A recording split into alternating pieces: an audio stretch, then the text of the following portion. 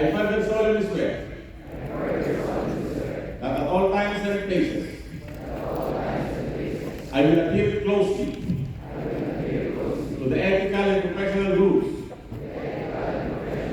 generally accepted by the criminology profession in the Philippines, and that I will competently and faithfully discharge to the best of my ability the duties and obligations incumbent upon a legally authorized criminologist. 30.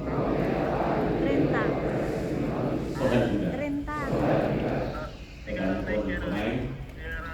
By the authority listed in me as administrative officer under the PRC Modernization Act, Republic Act 1881, and our professional regulatory law, Republic Act 1131, I now pronounce and declare you as registered criminologist. Congratulations and mabuhay!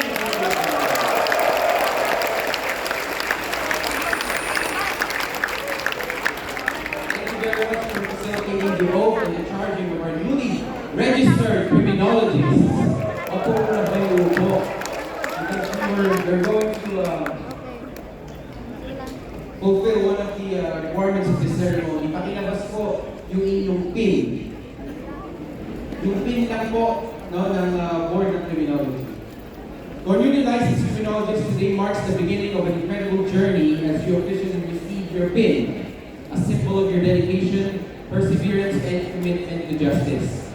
That pin that you hold in your hand right now is more than just an emblem. It represents the sleepless nights, the challenges you've overcome, and the passion you hold for upholding the law and serving the community. You will not pin it onto your own barong in your blouse, no? What you will do is you will ask your seatmate to pin it onto you. Okay? So, pakiready po ang lahat ng pin. Wala mo, magkatabi yung dalawa. Sila lang din mag-review sa isa't isa. You will pin it on the right, no? Right po, sa heart. Sila Left, lang right. din. Left. Okay, you will pin it on the chest, the left part of the Sa heart chest talaga. of your seatmate. Sa heart po, katapat ng ganyan. Sakit naman, no? Ready na po? You may now affix the said pin onto your seatmate's barong or blouse.